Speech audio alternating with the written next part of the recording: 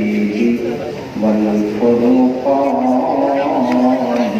الحميد أعوذ بالله من الشيطان الرجيم بسم الله الرحمن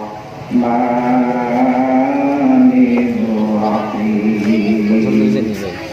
ذلك ومن يعظم شعائر الله فإنها من تقوى القلوب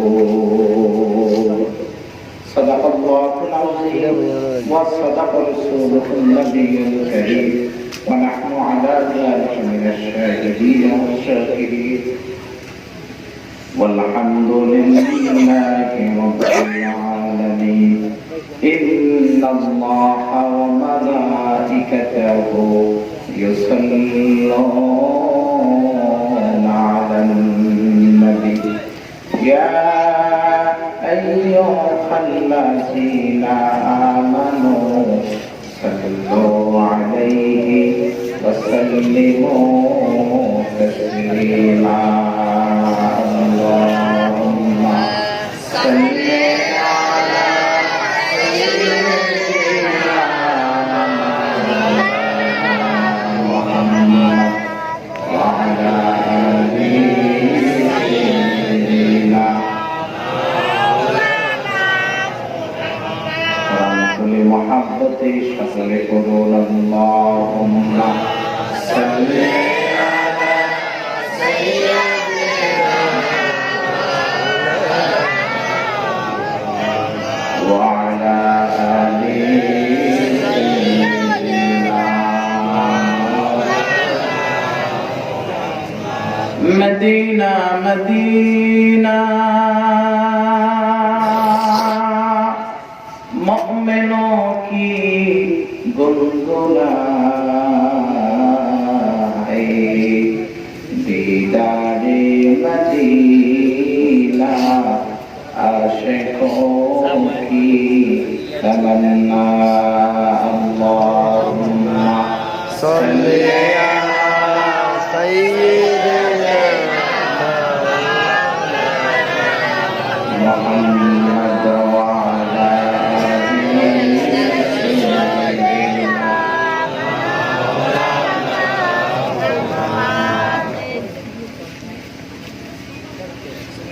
নলেরচর উত্তর শান্তিপুর গাউসিয়া তেকিবিয়া সুন্নিয়া মাদ্রাসার উদ্যোগে তাফসীরুল কোরআন মাহফিলের সম্মানিত সভাপতি ডাক্তার মোহাম্মদ মুঈনুদ্দিন এমএ সাবেক প্রধান শিক্ষক Thanaghat Ayesha Ali junior high school আজকের মাহফিলের যিনি প্রধান অতিথি আশিক রাসূল সাল্লাল্লাহু আলাইহি ওয়াসাল্লাম গাজী মোহাম্মদ জসিমউদ্দিন সাহেব প্রতিষ্ঠাতা পরিচালক নলেরচর গাউসিয়া তেকিবিয়া সুন্নিয়া মসজিদ মাদ্রাসা আজকের মাহফিলের যিনি বিশেষ অতিথি মোহাম্মদ রমজান আলী সাহেব মধ্যম শান্তিপুর সুন্নি মাদ্রাসা আজকের মাহফিলের যিনি সভাপতি জনাব জাফর আহমদ সাহেব সভাপতি উত্তর মাদ্রাসা আজকের মাহফিলে প্রধান বক্তা আমার সঙ্গে অত্যন্ত সুললিত করতে চমৎকার আলোচনা পেশ করেছেন নলেরচর গাউসিয়া তেকিবিয়া তাহিরিয়া সুন্নিয়া মাদ্রাসা সম্মানিত পরিচালক সমুদ্র কণ্ঠ হযরত মাওলানা মুহাম্মদ সুলতান রেজা রাকিব আল কাদরি সাহেব আজকের মাহফিলে যিনি বিশেষ বক্তা দক্ষিণ আজিমনগর জামে মসজিদ নলেরচরের সম্মানিত খতিব হযরত মাওলানা মুহাম্মদ হেলাল উদ্দিন লোহী আল কাদরি সাহেব আরো যিনি ওয়াইজ করেছেন হযরত মাওলানা মুহাম্মদ ফয়জউদ্দিন আল কাদরি প্রতিষ্ঠাতা উত্তর মাদ্রাসা ও খতিব উত্তর শান্তিপুর বাইতুল নূর জামে মসজিদ নলেরচর উপস্থিত হযরত উলামায়ে কেরাম তুলাবায়ে আযম দূর দূরান্ত থেকে কষ্ট করে হাজার ব্যস্ততাকে উপেক্ষা করে গভীর রাতে আরামের বিছানাকে আরাম করে শক্ত মাটিকে আসন হিসাবে গ্রহণ করে এই পবিত্রময় বেহেশতের বাগানে যারা এসেছেন, আমার মুরব্বী ভাবরা, তরুণ ভাইয়েরা, ছোট ছোট মাসুম বাচ্চারা, পর্দার অন্তরালে বসে থাকা সম্মানিতা মা ও বোনেরা, সকলের প্রতি হৃদয়ের গভীর থেকে সালাম। আসসালামু আলাইকুম ওয়া রাহমাতুল্লাহি ওয়া বারাকাতুহু। আল্লাহ পাকের দরবারে শুকরিয়া আদায় করে নিচ্ছি যে আল্লাহ পাক আমাদেরকে এই পবিত্রময় বেহেশতের বাগানে আসার বসার তৌফিক দান করেছেন।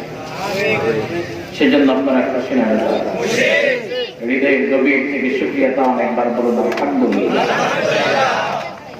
লক্ষ কোটি তার চেয়ে অনেক অনেক বেশি দুরূদ ও সালাম আল্লাহর সৃষ্টির প্রধান আকর্ষণ, বিশ্ব শান্তির মুক্তির দিশা নবী কুল সম্রাট নূর নবী মুক্তার নবী মদিনার জ্যোতি দুকুলের সাথে উম্মতের কান্ডারি হুজুর আকরাম নূরে মুজাসসাম নূরুন আলা নূর সাইয়্যিদিনা হাবিবিনা শাফিঈনা মাওলানা মুহাম্মদ সাল্লাল্লাহু আলাইহি ওয়াসাল্লাম। আল্লাহ পাক যাকে সৃষ্টি না করবে আসমান জমিন লৌহ তলব জান্নাত জাহান্নাম চন্দ্র সূর্য নক্ষত্র গোটা সৃষ্টি সাম্রাজ্যের কোন মাখলুকাত সৃষ্টি করতেন না। আমাদেরকে সেই নবীর উম্মত হিসাবে কবুল করেছেন। এই জন্য আপনারা খুশি না? আবার হৃদয়ের গভীর থেকে সমস্ত শক্তিকে সঞ্চয় করে জবানকে উন্মুক্ত করে মুমিনের বলে বলিয়ান হয়ে ঈমানের তেজে তেজিয়ান হয়ে উচ্চ আওয়াজে সকলে একবার বলুন আলহামদুলিল্লাহ। বৃহস্পতির রাত অনেক হয়ে গেছে, প্রায় 10:30টার উপরে বেজে গেছে। বাদে আসর থেকে উলামায়ে কেরামের পবিত্রময় জবান মোবারক থেকে কোরআন সুন্নাহ ভিত্তিক অনেক আলোচনা আপনারা শুনেছেন। সর্বশেষ আমি এসেছি, রাত গভীর, আপনাদের চোখেও তথাপিও অল্প সময়ে আল্লাহর কোরআন থেকে একটি আয়াতে কারিমাকে আবর্তন করে নির্ভরযোগ্য মুহাদ্দিস মুফাসসিরগণের দৃষ্টিকোণ থেকে কিছু কথা তুলে ধরার চেষ্টা করব।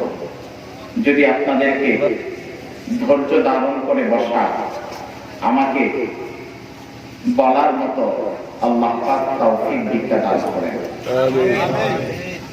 প্রিয় সুধী, সারা জীবন অনেক আমলের কথা শুনেছেন, অনেক আউলিয়া কেরামের জীবনী, নবীদের জীবনী, সাহাবায়ে কেরামদের জীবনী আলোচনা আপনারা শুনেছেন। সারা জীবনে শুধু শুনেই গেলেন, জীবনে বাস্তবায়ন হলো না। এই যে সারা জীবন শুনলেন, তার মাধ্যমে কোনো লাভ হবে না। আবার অল্প শুনেছেন, কিন্তু যতটুকুই শুনছেন ততটুকুই আমল করেছেন। যা শুনলেন তা আমল করলেন, জীবনে বাস্তবায়ন করলেন। এই বেশি শোনার চেয়ে এমন অল্প শোনাটাই আমাদের জন্য অনেক ভালো। আজকের মাহফিল বেহেশতের বাগান, উলামায়ে কেরামের মজলিস, এই পবিত্রময় মাহফিল থেকে আমাদের কিছু শিক্ষে বাড়িতে যেতে হবে। যা শিখব তা আমাদের জীবনে বাস্তবায়ন করতে হবে। আমাদের জীবনে তার পরিপূর্ণ অনুসরণ থাকতে হবে। তাহলে আজকের মাহফিল সফল হবে, সার্থক হবে। যদি শুনে গেলেন, ফজরের নামাজ একজনও পড়লেন না, এই মাহফিল শোনায় কোনো লাভ হবে? এই জন্য যা সম্ভব তৎ অনুসরণে আমল করার চেষ্টা করব। আল্লাহ পাক আমাদেরকে শ্রবণ করে ইলম অর্জন করে আমল করার তৌফিক দান করুন। আমিন। সূরাতুল হজ 32 নম্বর আয়াত। আল্লাহ পাক বলেন ওয়া ইউআযযিম শাআইরাল্লাহি ফাইন্নাহা মিন তাকওয়াল কুলুব। একজন মানুষের হৃদয়ে আল্লাহর ভয় আছে, একজন মানুষের কলবের মধ্যে আল্লাহর ভয় আছে। এই ভয়টা আরেকজন মানুষ কেমন করে জানবে, কেমন করে বুঝবে, সেটাকে বোঝাবার জন্যই আল্লাহ পাক সূরাতুল হজ 32 নম্বর আয়াতে বলেন, যে ব্যক্তিগুলি আমার নিদর্শনগুলিকে ইজ্জত করে, সম্মান করে, মহব্বত করে, ভালোবাসে, তোমরা জেনে রেখো তাদের হৃদয়ের মধ্যে আমি আল্লাহর ভয় আছে। আর যাদের হৃদয়ে আল্লাহর ভয় আছে, কোরআনের ভাষায় তাদেরকে বলা হয় মুত্তাকি। কি বলা হয়? মুত্তাকি। আল্লাহ পাক বলেন পৃথিবীতে যারা মুত্তাকি হবে, কোরআন তাদেরকে পথ দেখিয়ে দেখিয়ে আমার জান্নাত পর্যন্ত পৌঁছে দেবে। সুবহানাল্লাহ। এজন্য যদি কোনো ব্যক্তি মুত্তাকি হতে হয়, আল্লাহর নিদর্শনগুলোকে সম্মান করতে হবে, ইজ্জত করতে হবে, মহব্বত করতে হবে, ভালোবাসতে হবে। ঠিক কিনা বলেন? এই আয়াতের ব্যাখ্যা করতে গিয়ে যুগশ্রেষ্ঠ মুহাদ্দিস এবং মুফাসসির, যার মাধ্যমে ভারত উপমহাদেশে আল্লাহর কোরআনের ইলম এসেছে, রাসূলের হাদিস এসেছে, ইলমে দ্বীন এসেছে, যার দর্শের বিনিময়ে হাজার হাজার মুফাসসির তৈরি হয়েছে, মুহাদ্দিস তৈরি হয়েছে, মুফতি তৈরি হয়েছে, তাকে বলা হয় মারকাজুল আসানিদ। আল্লামা শাহ ওয়ালিউল্লাহ মুহাদ্দিস দেহলভী রাহমাতুল্লাহ আলাইহি। সুবহানাল্লাহ। কত বড় আলেম! তিনি ব্যাখ্যা করতে গিয়ে বলেন যে আল্লাহ রাব্বুল আলামিন একজন ঈমানদারকে, একজন মুমিনকে চারটা জিনিসকে সম্মান করা, ইজ্জত করা, মহব্বত করা, ভালোবাসা ফরজ করে দিয়েছে। সুবহানাল্লাহ। কয়টা জিনিসকে? চারটা জিনিসকে যারা মহব্বত করবে, ভালোবাসবে, তাদের হৃদয়ের মধ্যে আল্লাহর ভয় আসবে। আর যখন আল্লাহর ভয় আসবে, তাদের নাম মুত্তাকি হয়ে যাবে। আর যখন তাদের নাম মুত্তাকি হয়ে যাবে, কোরআন তাদেরকে পথ দেখিয়ে আল্লাহর জান্নাত পর্যন্ত পৌঁছে দিবে। সুবহানাল্লাহ। এই চারটা জিনিসের মহব্বত আমাদের অন্তরে দরকার আছে কি নাই? আছে। এক নাম্বার ইবাদাতুল্লাহ, আল্লাহর ইবাদত। সুবহানাল্লাহ। আল্লাহর ইবাদতকে সর্ব অবস্থায় সম্মান করতে হবে, ইজ্জত করতে হবে, ভালোবাসতে হবে, ভালোবেসে আমল করতে হবে। সুবহানাল্লাহ। ইবাদত অনেক ক্যাটাগরির হয়, যেমন মুস্তাহাব, এটা একটা ইবাদত, নফল, এটা একটা ইবাদত, সুন্নতে জায়েদা, এটা একটা ইবাদত, সুন্নতে মুআক্কাদা, এটা একটা ইবাদত, ওয়াজিব, এটা একটা ইবাদত, ফরজে কিফায়া, এটা একটা ইবাদত, ফরজ, এটা হলো আরেকটা ইবাদত। নফল, সুন্নাত, ওয়াজিব, ফরজ, ইবাদতের ক্যাটাগরি আছে কি নাই? আছে। কোন ইবাদতের স্তর ছোট, কোন ইবাদতের স্তর বড়, কিন্তু কোন ইবাদতই ছাড়া যাবে না। ছোট যেটা ওইটার যেমন মর্যাদা, বড় যেটা ওইটারও তেমনি মর্যাদা। এই জন্য ছোটটাকে ছোট করে দেখার সুযোগ নাই, বড়টাকে বড় করে দেখার কোনো সুযোগ নাই। আমরা ছোটটাও আমল করব, বড়টাও আমল করব। কেন ছোটগুলি আমল করতে হবে? তার কারণ হলো, হয়তোবা আপনি বড় বড় ইবাদতগুলি করেছেন, 10 বছর নামাজ আদায় করেছেন, বড় ইবাদত। নামাজের চেয়ে তো বড় ইবাদত হতে পারে না। নামাজ হলো সর্বশ্রেষ্ঠ একটি ইবাদত। আপনি 10 বছর নামাজ আদায় করেছেন, কিন্তু 10 বছরের নামাজ আল্লাহর কাছে পছন্দ হয় না। রাস্তা দিয়ে হেঁটে যাচ্ছেন, একজন মানুষ হাঁটতে পারতেছে না, তাকে ধরে একটু পার করে দিয়ে আসলেন, আল্লাহর কাছে আপনার এই ইবাদতটা খুব পছন্দ হবে। আল্লাহর হাবিব বলেন ওই 10 বছরের ইবাদতের চেয়ে এই সামান্য ছোট্ট একটি আমলের মর্যাদা আল্লাহর কাছে অনেক বেশি। হয়তো বা কাল হাসরের ময়দানে এই ছোট্ট আমলের উসিলায় আল্লাহ আপনাকে জান্নাতুল ফেরদাউসের মালিক বানায় দিতে পারে। এইজন্য আল্লাহ রাব্বুল আলামিন বলেন ইয়া আইয়ুহাল্লাযীনা আমানু তাকুল্লাহা ওয়াবতাগু ইলাইহিল ওয়াসিলা। পাহাড় পরিমাণ ইবাদত নিয়ে আমি আল্লাহর দরবারে হাজিরা দিতে এসেছো, হয়তোবা তোমার কোন আমল আমি আল্লাহর কাছে পছন্দ নাও হতে পারে, তবে এমন কোন কাজ নিয়ে এসো যেটা ওসিলা দিয়ে আমি আল্লাহর কাছে চাইতে পারবা।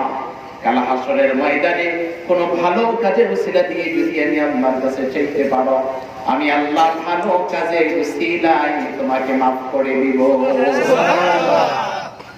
বনি ইসরাঈলের যুগে একজন ব্যক্তি ছিলেন যিনি 200 বছর হায়াত পেয়েছে।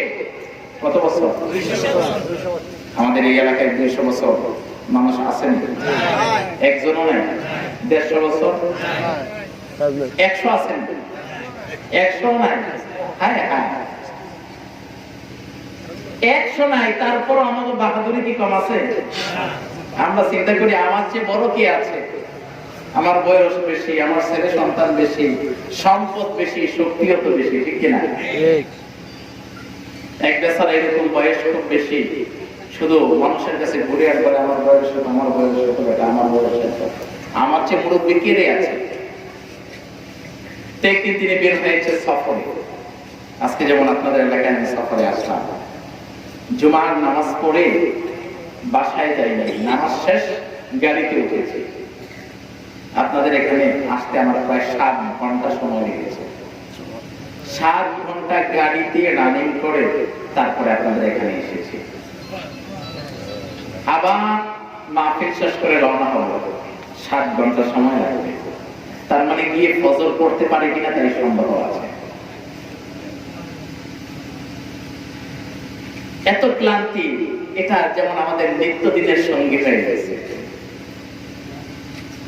আজকে এখানে, কালকে ওখানে, তারপর দিন ওখানে, এভাবে চলতেছি।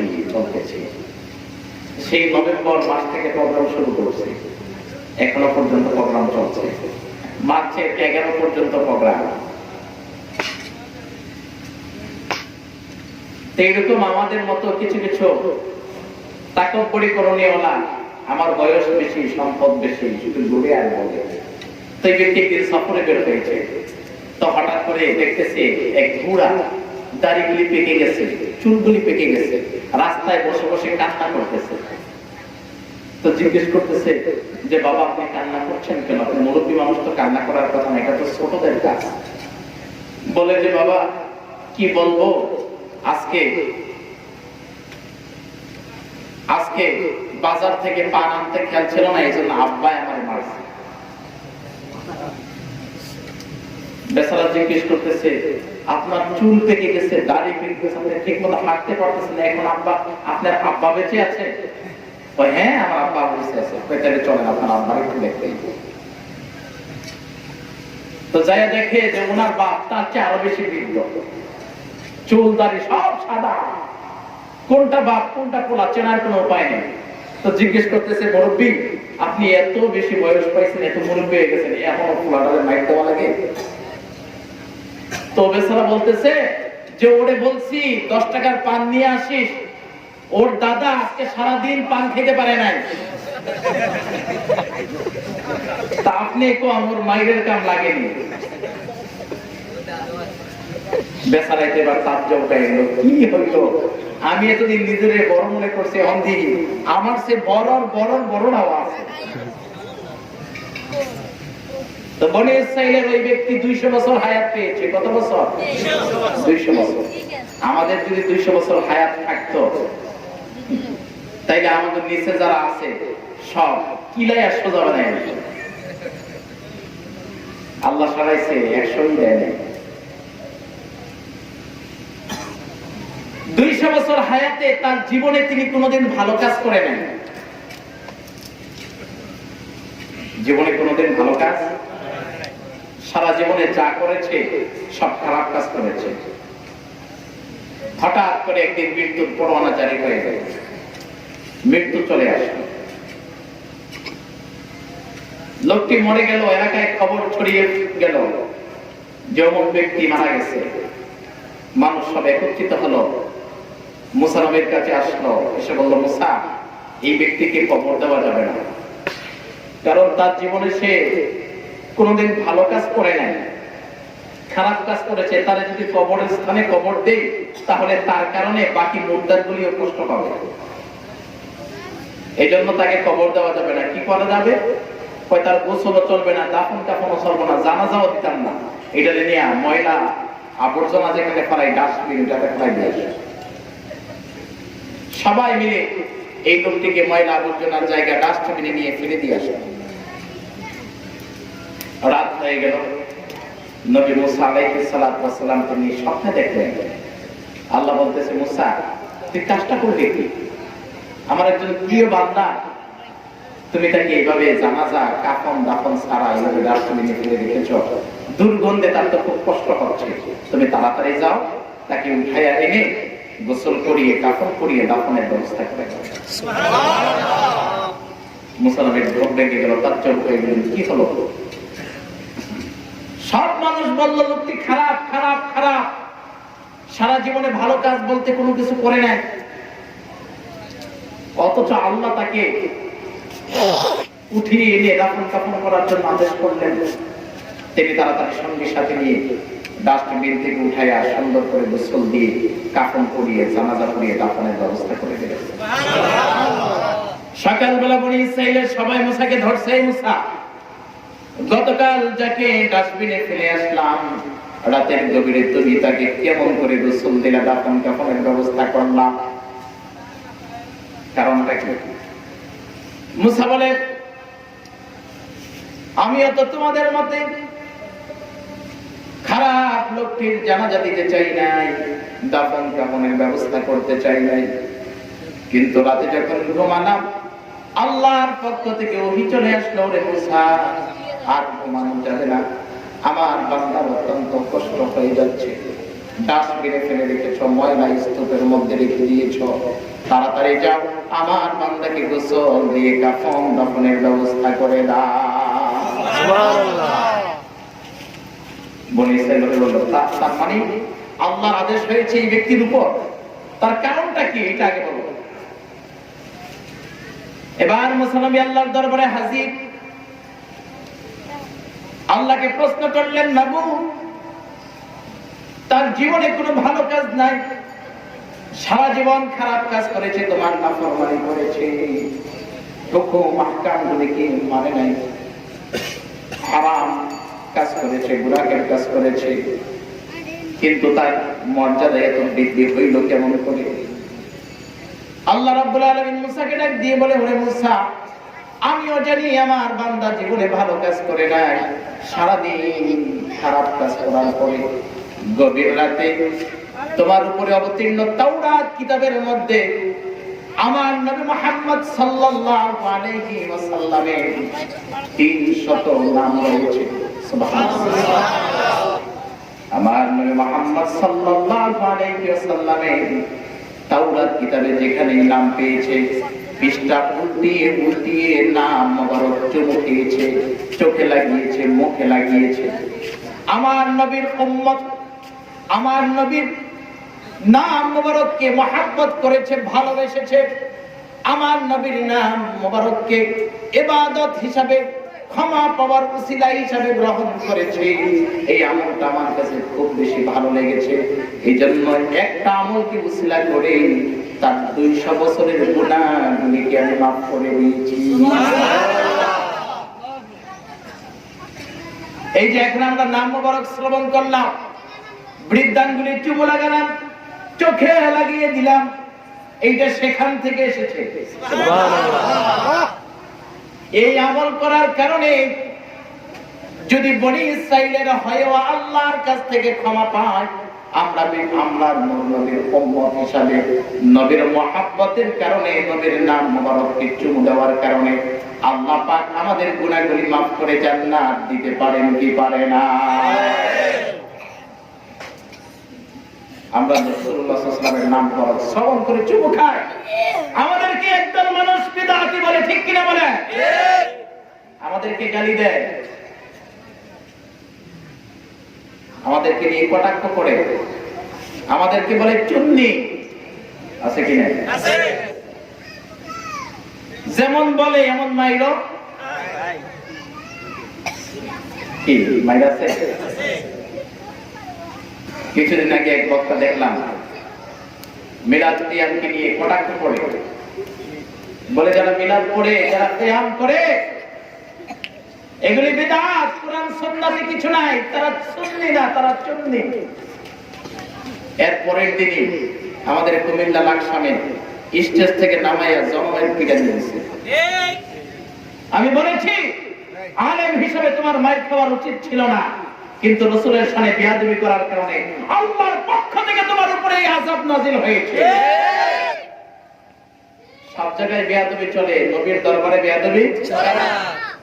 আল্লাহ কয় না, আমি তো দৌড়ি না, কিন্তু যখন দৌড়বো তখন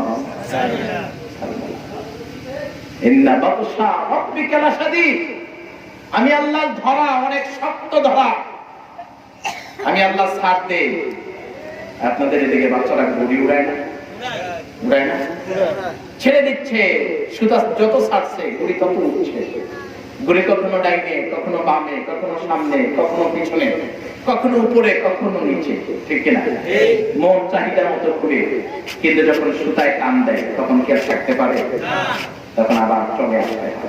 আল্লাহ কয় আমি তোদেরকে দেখি, কিন্তু যখন সীমা ছাড়িয়ে যা তখন আর দেখার সুযোগ রাখি না, তখন ধরি, আর যাকে ধরি তাকে আর ছাড়ি না। এজন্য আমাদেরকে বলে বেদাত। আমি বলি যে বেদাত, আমাদেরকে বেদাতি বলো, তোমাদের চোখের মধ্যে বেদাত ঢুকে আছে, তোমাদের চোখের মধ্যে বেদাতি চশমা পরে আছো। বগলের মধ্যে শুটকির পোটলা নিয়ে যদি ফুল বাগানে ঢুকে, এটাকে ফুলের গ্রাম পাবে না শুটকির গ্রাম পাবে? এক লোক শহরের মানুষ সাধারণত একদিন আগে কুরবানির সময় গরু কিনে, অথবা ঈদের দিন রাতে কিনে, তো এক বেচারা খুব সস্তায় গরু পাইছে, এক সপ্তাহ আগে কিনে ফেলেছে। তা আপনাদের গ্রামে তো অনেক জায়গা, শহরে তো আর এত জায়গা নাই, রাখতে পারে না, কোন রকম একটা রুমের মধ্যে রাখে। তো গ্রামের মধ্যে তো গরু অনেক ধরনের ঘাস পায়, খাবার দাবার ভালো ভালো খাবার খেতে পারে, সবুজ সবুজ ঘাস। শহরে তো আর এই সবুজ শ্যামল নাই। তো শহরে এক সপ্তাহ গরুটা রাখতেছে, অনেক খাবার দিচ্ছে, খ্যার, নাড়াকুটা, বসি, খোল, এই সমস্ত জিনিস। আর গরু তো আর এই সমস্ত জিনিস খাই অভ্যাস না, গরুর তো সবুজ ঘাস খাই অভ্যাস। আর গরু আর খায় না। 2 দিন 3 দিন 4 দিন চলে গেছে, গরু তো শুকায় যাচ্ছে। এবার এই ব্যক্তি ডাক্তারের কাছে গেছে, গিয়ে বলছে ডাক্তার আমার গরুটা তো এই অবস্থা, গরু তো কিছুই খায় না। তো ডাক্তার বলতেছে ঠিক আছে, সমস্যা নাই, এটা কোনো রোগ না, ঔষধ দেওয়া লাগবে না। ওই যে আমার দোকানের পাশে মেলা চলতেছে, এই মেলা থেকে 2 টাকা দিয়া প্লাস্টিকের সাদা একটা সবুজ কালারের চশমা কিনে নিয়ে যাও, নিয়ে এইটা গরুর চোখের মধ্যে লাগাই দিয়ে। বেচারা চিন্তায় পড়ে গেল, কি হলো, রুচি নাই, ঔষধ দিলেই তো রুচি আসবে, কিন্তু চশমা দিয়ে কি লাভ? ঠিক আছে, ডাক্তারের কথা এটা তো মানা লাগবে না? ডাক্তারের কথা মানা না মানলে চলবে? মানা লাগবে। আমাদের অবস্থা তো এমন হয়ে গেছে, আল্লাহর কথা মানি না, কিন্তু ডাক্তারের কথা মানি। কি বলেন? আল্লাহ পাক বলেছেন আহাল্লাহুল বাইআ ওয়া হারামার রিবা, আমি ব্যবসাকে হালাল করেছি, সুদকে হারাম করেছি। ব্যবসা কর, সুদ খাইস না। কিন্তু আমরা সব বেশি ডাক্তার কইছে তোমার ডায়াবেটিস, গরুর গোশত খাওয়া যাবে না। এরপরের দিন থেকে গরুর গোশত বন্ধ, আছে কি না? আছে। ডাক্তারকে মানে, কিন্তু আল্লাহটা মানে না। তো বেচারাও পড়ছে, বেচারে ডাক্তার বলছে যে মানতে হবে। 2 টাকা দিয়ে সবুজ একটা চশমা নিয়ে সুন্দর করে গরুর চোখের মধ্যে লেগে গেছে। এখন গরুর সামনে যা দেয় তাই খেয়ে ফেলতেছে, যা দেয় তাই খেয়ে ফেলতেছে। কি রে কারণটা কি? তাড়াতাড়ি দৌড়ে গেছে ডাক্তারের কাছে, ডাক্তার সাহেব আপনার কোথায় তো কাজ হয়ে গেছে। কি 2 টাকা দিয়ে চশমা লাগাই দিছে, এখন যা দেয় তাই খায়।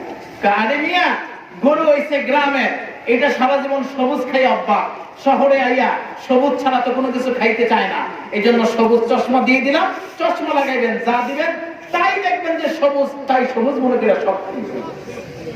তো যারা আমাদেরকে বেদাতি বলে তাদের চোখের মধ্যে বেদাতের চশমা লাগানো আছে, এজন্য যেদিকে তাকায় শুধু এদিকেই বেদাত দেখে। আমি বলবো মদিনা ওয়ালার চশমা লাগাও, আউলিয়া কেরামের চশমা লাগাও, সব জায়গাতে মিলাদ পাইবা, দোয়া পাইবা, কিয়াম পাইবা, দুরূদ ও সালাম পাইবা। চোখের মুখে রাসূলুল্লাহ সাল্লাল্লাহু আলাইহি ওয়াসাল্লামের নাম মুবারক শুনে শ্রবণ করা, এটা যে সুন্নাত তার চেয়ে আরো আগে পাইবা।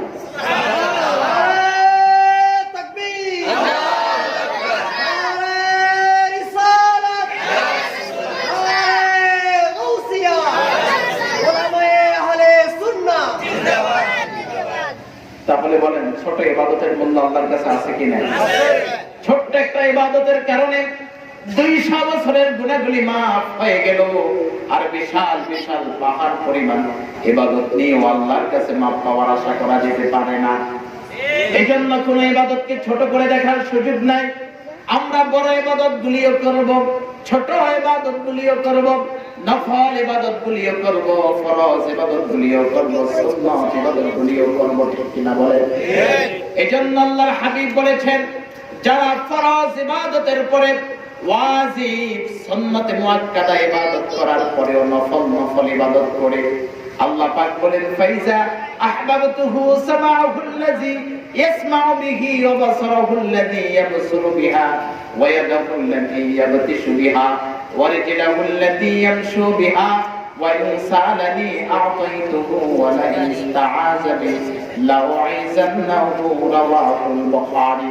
আল্লাহ পাক বলেন, যারা ফরজ ইবাদত করে, ওয়াজিব ইবাদত করে, সুন্নাত ইবাদত করে, তারপরে আমি আল্লাহকে খুশি করার জন্য নফল ইবাদত করে, তাহাজ্জুদের নামাজ পড়ে, ইশরাকের নামাজ পড়ে, চাশতের নামাজ পড়ে, আওয়াবিন নামাজ পড়ে, দুরূদ শরীফ পড়ে, মিলাদ ও কিয়াম করে, নফল ইবাদত করে, মুস্তাহাব ইবাদতগুলিকে করে, আমি আল্লাহ রাব্বুল আলামিন ঘোষণা করলাম তাদের অবস্থানটা এত উচ্চ মাকামে হয়ে যায়, তাদের হাত আমি আল্লাহর কুদরতি হাত হয়ে যায়, তাদের পা আমি আল্লাহর কুদরতি পা হয়ে যায়, তাদের চক্ষু আমি আল্লাহর কুদরতি চক্ষু হয়ে যায়, তাদের কান আমি আল্লাহর কুদরতি কান হয়ে যায়, তাদের জবান আমি আল্লাহর কুদরতি জবান হয়ে যায়। তারা যখনই আমার কাছে যা চায়, আমি আল্লাহ চাইতে দেরি হয়, দিতে দেরি করি না। এজন্য আল্লাহর ওলিদের কাছে আমরা যাই, গিয়ে গিয়ে দোয়া চাই, হুজুর বড় বিপদে আছে, একটু দোয়া করেন, ঠিক না?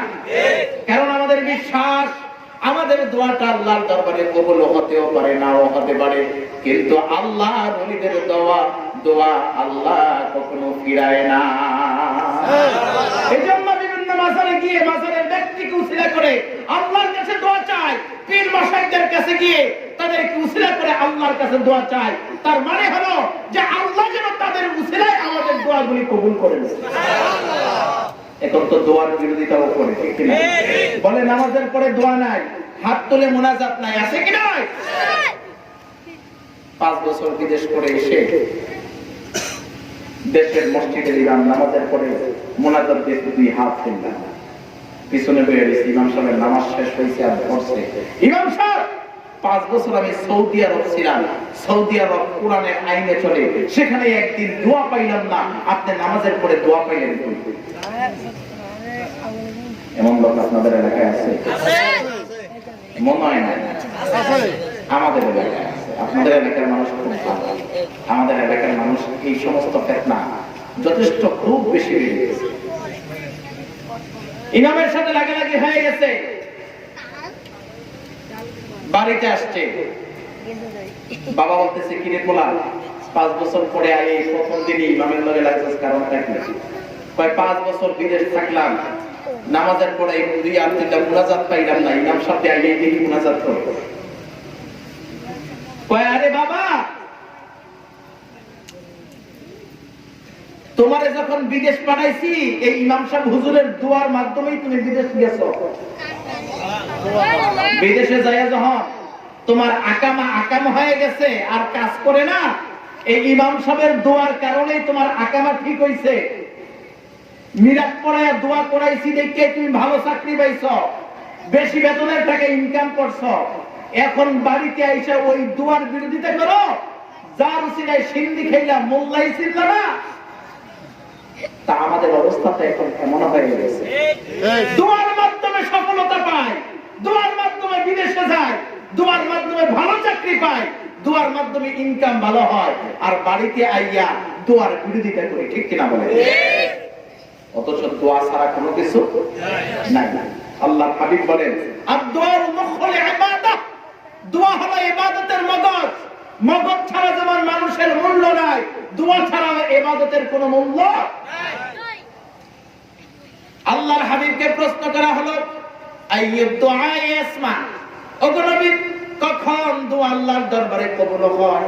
আল্লাহর নবী বলেন, দুইটা সময়ের দোয়া আল্লাহর দরবারে বেশি কবুল হয়। একটা হলো সালাতিন মাকতুবাতিন, দুবুর কুল্লি সালাতিন মাকতুবাতিন, প্রত্যেক ফরজ নামাজের পরের দোয়া। আরেকটা হলো জাওফিল লাইলি ওয়াল আখির, রাতের শেষ ভাগে তাহাজ্জুদ নামাজের পরে যে দোয়া করা হয়, এই দুইটা সময়ের দোয়া আল্লাহর কাছে সবচেয়ে বেশি কবুল হয়ে যায়। সুবহানাল্লাহ। তাহলে ফরজ নামাজের পর দোয়ার দরকার আছে কি নাই? আরো দরকার আছে কি নাই? এজন্য আমরা প্রত্যেক ফরজ নামাজের পরে দুই হাত তুলে দোয়া করব। কয় হাত? জোরে বলেন, কয় হাত? হাত তুলে দোয়া করার দরকার আছে কি নাই? হাত তুলে যদি মিয়া দোয়া না করেন, আল্লাহ দিলে লইবেন কই? ঠিক, আল্লাহ দিলে লওয়ার জন্য হাত পাততে না, কই লইবেন? যদি হাত পাতলে রমজান মাসে যদি দোকানে দোকানে হাত পাতেন কি চলে না?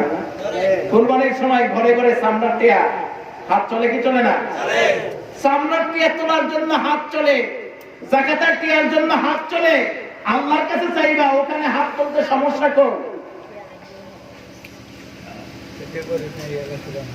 কারণ নগদ পাওয়া যায় না, তাই না? নগদ পাওয়া যায় না। নগদ যদি পাওয়া যাইতো তাহলে সবখানেই চলতো। এই জন্য ইবাদতকে ছোট করে দেখার কোন সুযোগ নাই। ইবাদত যদি সামান্য হয়, এইটার মূল্য আল্লাহর কাছে অনেক বেশি হতে পারে। ঠিক কিনা বলেন? এই জন্য আমরা বড় ইবাদত করব, ছোট ইবাদত করব। এই জন্য নামাজ দরকার আছে নি?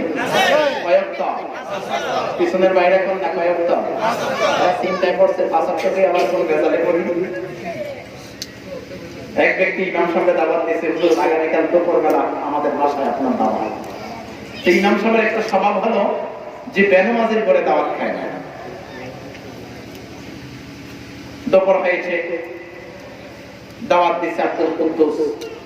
গেছে আব্দুল কুদ্দুস সাহেবের বাড়িতে, গিয়ে দেখে আব্দুল কুদ্দুস সাহেব সুন্দর করে পাঞ্জাবি টুপি পরে ইমাম সাহেব আগে নিয়ে আসছে। আব্দুল কুদ্দুস, তুমি আসছো? জি হুজুর, দুপুরে তো আমার বাড়িতেই আপনার দাওয়াত। হ্যাঁ হ্যাঁ ঠিক আছে, চলো। আচ্ছা আব্দুল কুদ্দুস, বলো তো তুমি নামাজ পড়ো? হুজুর, নামাজ না পড়লে আমি জানি না আপনি নামাজি ছাড়া কারো করে খান না, আমি নামাজ না পড়লে কেন দাওয়াত দিচ্ছি? আচ্ছা আচ্ছা ঠিক আছে, আসো ঘরে আসো।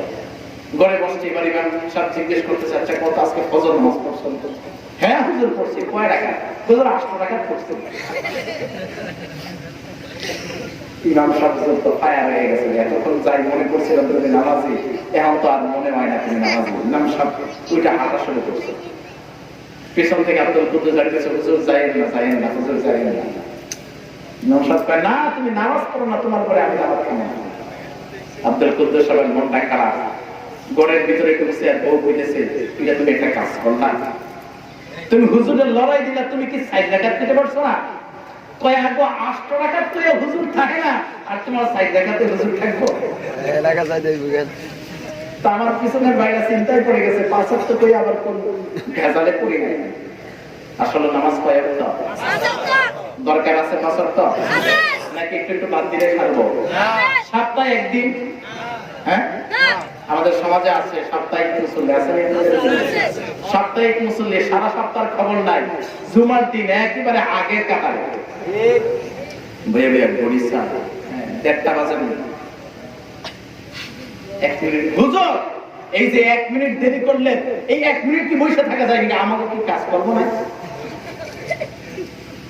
কারণ উনি তো নামাজ পড়তে আয় নাই, উনি তো এসে টাইম পাস করতে, ঠিক কিনা বলেন? এবং সাপ্তাহিক মুসল্লি দিয়ে কাজ হবে না, বাৎসরিক মুসল্লি দিয়ে কাজ হবে না, দৈনন্দিন 5 ওয়াক্তের মুসল্লি হতে হবে, ঠিক কিনা বলেন? এই যে রজবের চাঁদ, মিরাজের চাঁদ, ফজিলতপূর্ণ চাঁদ, এই চাঁদ হলো বীজ রোপণের চাঁদ, আমল রোপণ করার চাঁদ। শাবানের চাঁদ হলো এই আমলগুলিকে আগাছা মুক্ত করে শেষ করার চাঁদ, আর মাহে রমজান হলো পুরস্কার লাভের চাঁদ। এই যে আপনারা বীজ মনে খেরি লাগান, হ্যাঁ, তারপরে আরো ফসলাদি করেন না, এটা একটা নির্দিষ্ট সময় আছে, নির্দিষ্ট সময় লাগান, আবার নির্দিষ্ট সময় নিড়ি দেন, পানি দেন, আবার কত কিছু করেন, এরপরে না এগুলা ফসল হয়, তারপরে না একটা গড়ে তোলেন, ঠিক কিনা বলেন? এই রজব মাস এটা হলো আমলের বীজ বপনের মাস। শাবান মাস আমলগুলি বড় হবে, এগুলিকে পবিত্র বানাবেন। রমজান মাস কাইটা সব গোলাই বড় হবে। এই রজব মাসেই তো আমাদের নামাজ আইছে। মিয়া খবর আছে কোন মাসে নামাজ আইছে? রজব মাসে। আল্লাহর পক্ষ থেকে আমাদের জন্য 50 ওয়াক্ত। কত ওয়াক্ত? এখন পুরি কয় ওয়াক্ত? 5 ওয়াক্ত। আল্লাহর কাছ থেকে আল্লাহর সাথে দিদার হয়ে আল্লাহ উপহার দিলে উম্মতের জন্য 50 ওয়াক্ত নামাজ।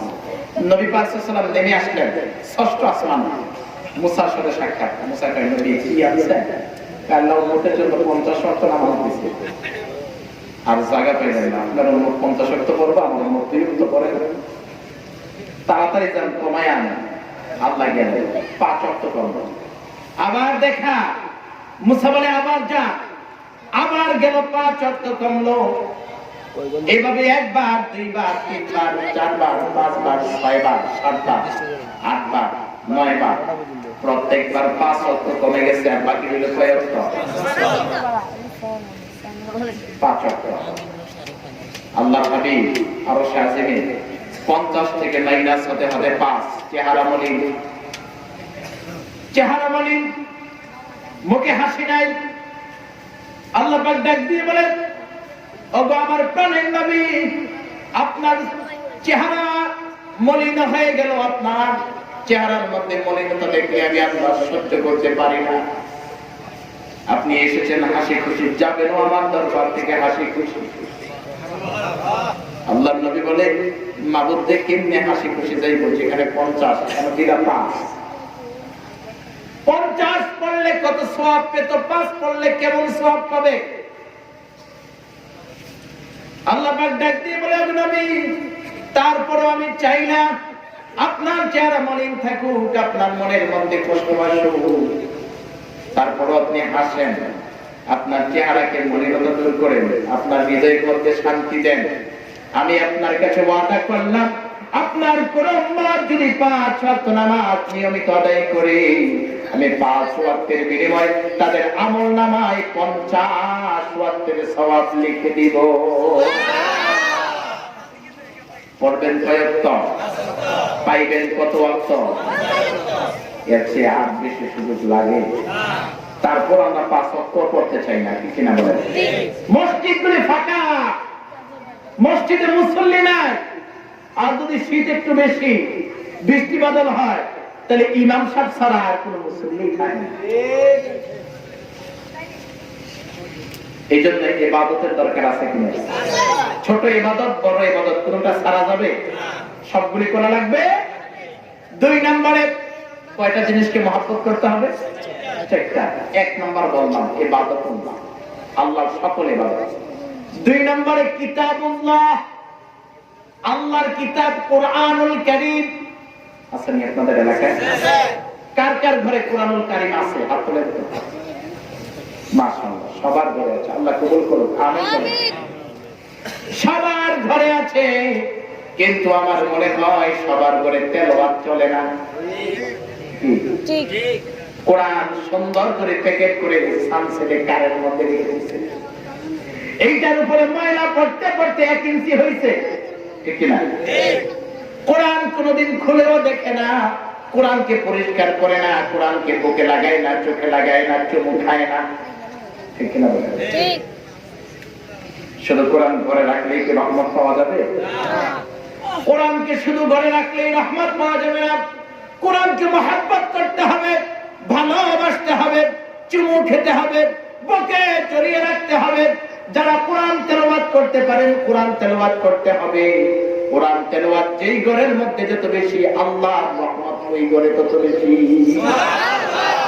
আজকে আমাদের ঘরগুলিতে কোরআনের কোনো তেলাওয়াত নাই।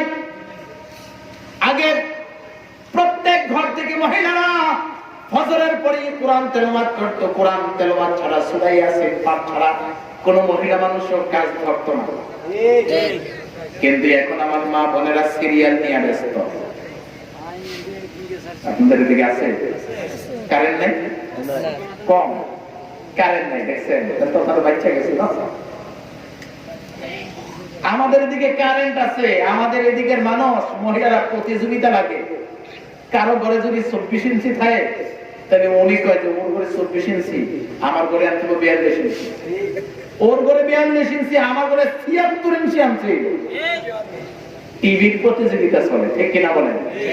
আপনাদের এদিকে কারেন্ট নাই তাই মোটামুটি ভাবছেন। আল্লাহ বাঁচা, আমিন বলেন। এখন আর কোরআন তেলাওয়াত চলে না, এখন শুধু টিভি, সিনেমা, ভিসিআর, এই গান বাদ দিয়ে এগুলি চলে। এজন্য কোরআন তেলাওয়াত করতে হবে। আল্লাহর হাবিব বলেন, মান ক্বারাআল কুরআন ফাহাল্লা হালালাহু ওয়া হারামা হারামাহু ফাআদখালাল্লাহুল জান্নাহ। যারা কোরআন তেলাওয়াত করবে কোরআনের হারামগুলিকে হারাম হিসেবে বর্জন করবে, হালালগুলিকে হালাল হিসেবে গ্রহণ করবে, ফাআদখালাল্লাহুল জান্নাহ, আল্লাহ রাব্বুল আলামিন তাদেরকে জান্নাতের মালিক বানায়া দিবেন। সুবহানাল্লাহ। ওয়া শাফা মিন আশরাতি আহলি বাইতিহি ক্বাদ ইস্তাওজাবা আলাইহিমুন নার। শুধু জান্নাতে একা যাবে না, তাদেরকে এমন ক্ষমতা দিয়ে দেওয়া হবে যাদের উপরে জাহান্নাম ওয়াজিব হয়ে যাবে। এমন 10 জন ব্যক্তিকে সুপারিশ করে সাথী বানায়া আল্লাহর জান্নাতে নিয়ে যাবে। সুবহানাল্লাহ। কারা? এরা হচ্ছে আলেম ওলামা, তলেবুল ইলম, যারা কোরআন পড়ে, কোরআন মতে জীবন ধরে, কোরআনের জন্য মানুষকে আহ্বান করে, কোরআন শিখায়, কোরআন মতে জীবনকে পরিচালনা করে, সমাজকে পরিচালনা করে। তারাই হচ্ছে ওই সকল ব্যক্তি যাদেরকে কাল হাসরের ময়দানে আল্লাহ জান্নাত দিবেন, আবার জাহান্নামীদেরকে সুপারিশ করে জান্নাতে নেওয়ার ব্যবস্থাও করে দিবেন। সুবহানাল্লাহ।